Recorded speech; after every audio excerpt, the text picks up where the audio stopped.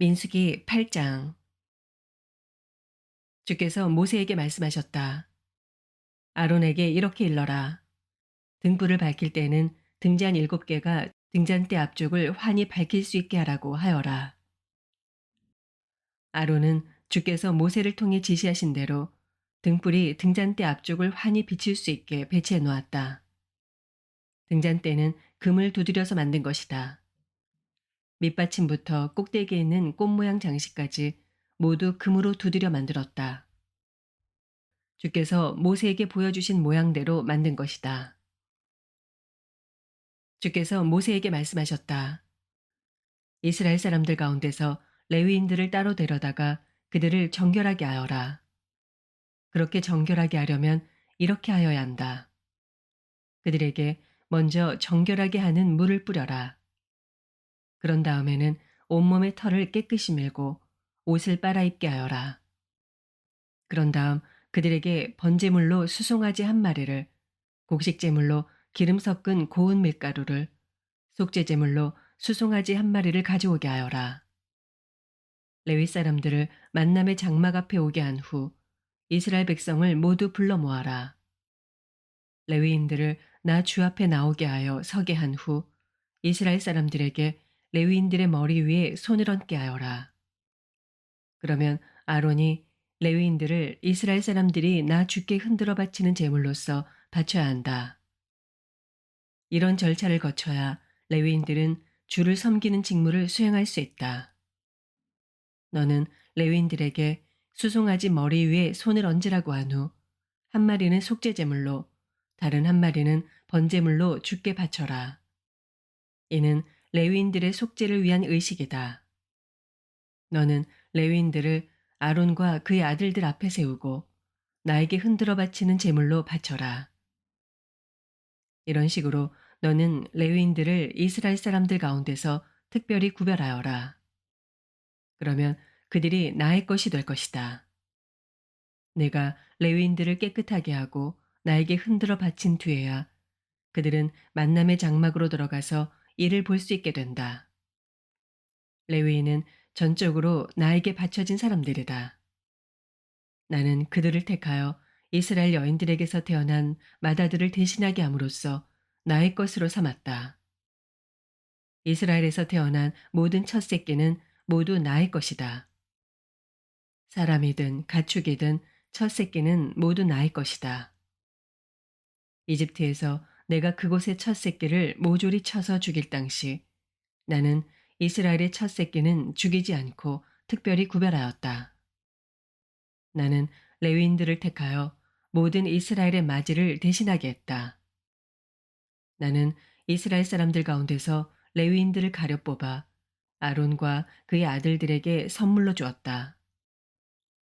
이스라엘 사람들을 대신하여 만남의 장막에서 일을 하게 하려고, 또 이스라엘 사람들이 성소에 다가가도 화를 당하지 않게 하려고 아론과 그의 아들들에게 레위인들을 준 것이다. 모세와 아론과 이스라엘 백성은 주께서 모세에게 명령하신 대로 레위인들에게 그대로 행했다. 레위인들은 자신들을 정결하게 했고 옷을 깨끗이 빨아입었다.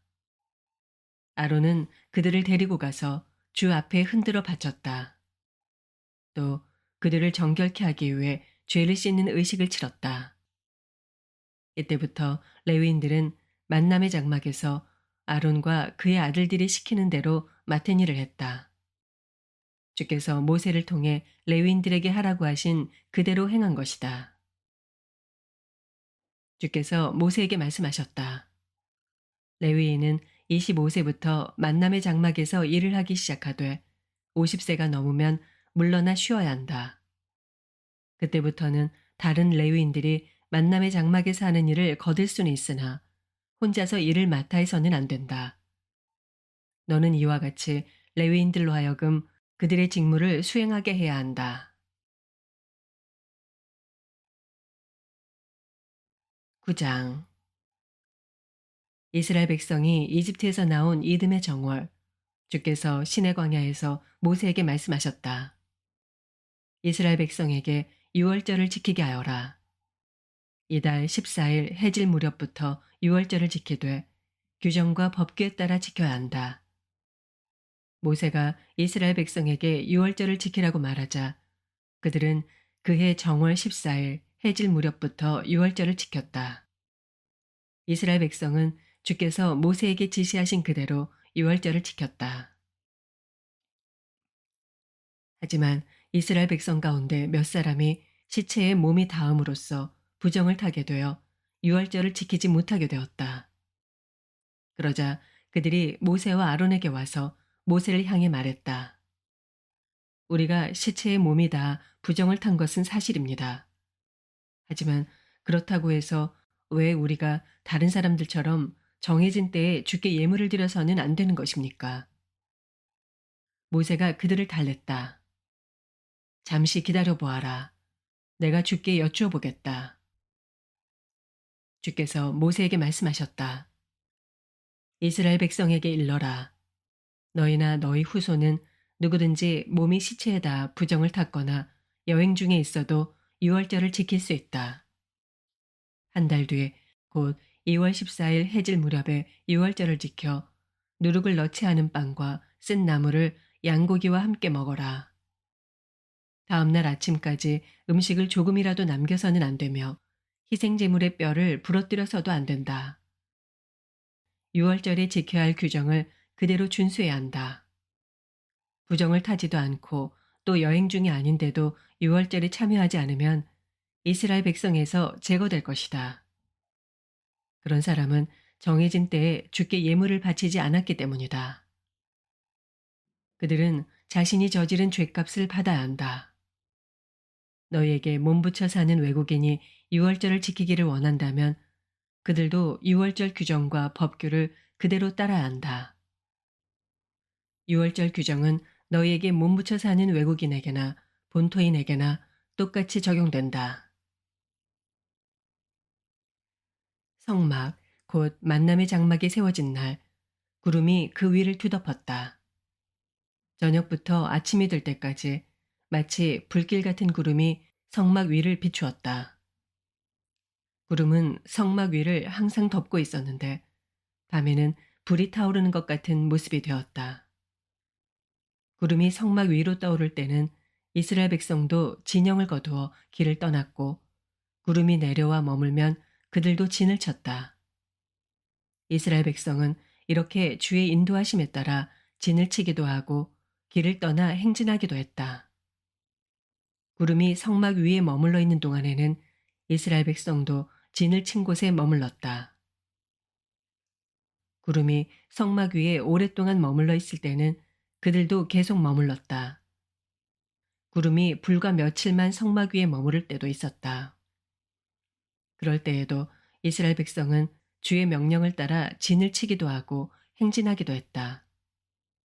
구름이 저녁 때부터 아침까지만 성막 위에 머무를 때도 있었다.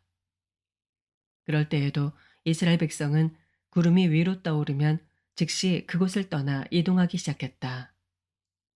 구름이 이틀이든 한 달이든 1년이든 성막 위에서 떠오르지 않으면 이스라엘 백성은 그 기간 동안 그곳을 내내 떠나지 않았다. 그러다가 구름이 성막 위로 떠오르면 이스라엘 백성은 즉시 그곳을 떠나 행진하기 시작했다. 이렇게 이스라엘 백성은 모세를 통하여 지시하신 주의 명령을 따라 진을 치기도 하고 행진을 하기도 했다. 10장. 주께서 모세에게 이르셨다. 너는 은을 망치로 두드려 펴서 나팔 2개를 만들어라.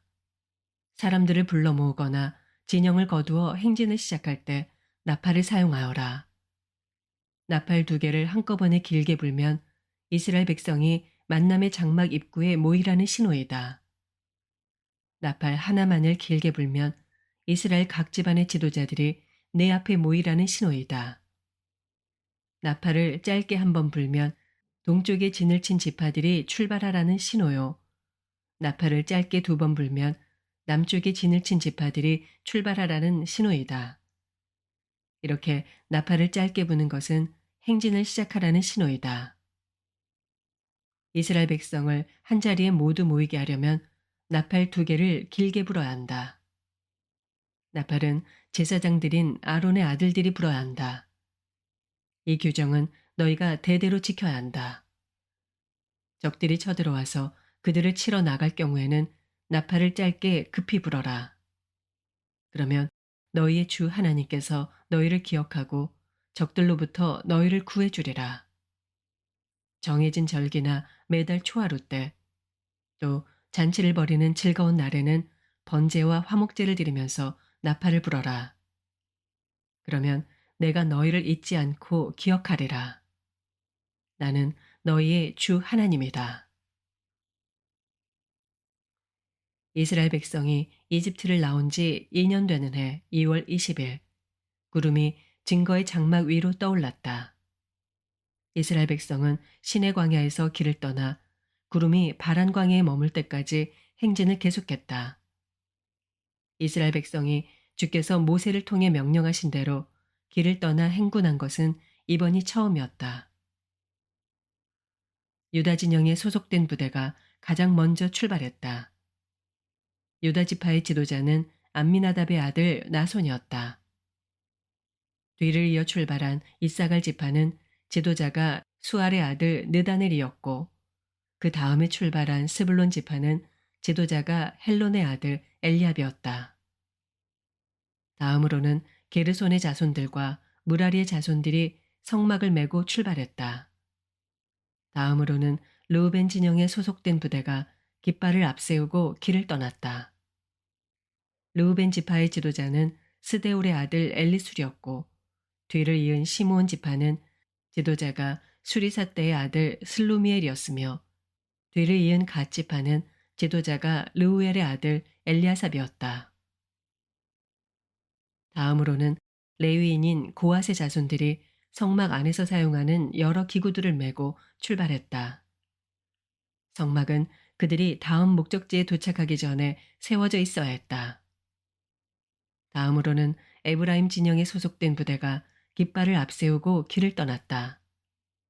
에브라임 지파의 지도자는 암미우스의 아들 엘리사마이었고, 뒤를 이은 므낫세 지파는 지도자가 부다술의 아들 가말리엘이었으며, 뒤를 이은 베냐민 지파는 지도자가 기드온의 아들 아비단이었다.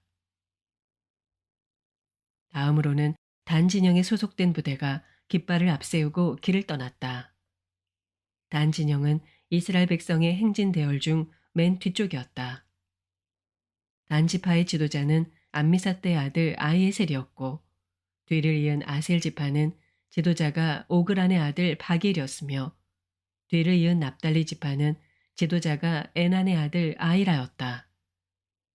이스라엘 백성은 이렇게 부대별로 순서를 지켜가며 행진했다. 그때 모세가 미디안 사람 르우엘의 아들인 그의 처남 호밥에게 말했다. 우리는 주께서 우리에게 주시겠다고 약속하신 땅을 향해 가려고 하네. 처남도 우리와 함께 가도록 하세.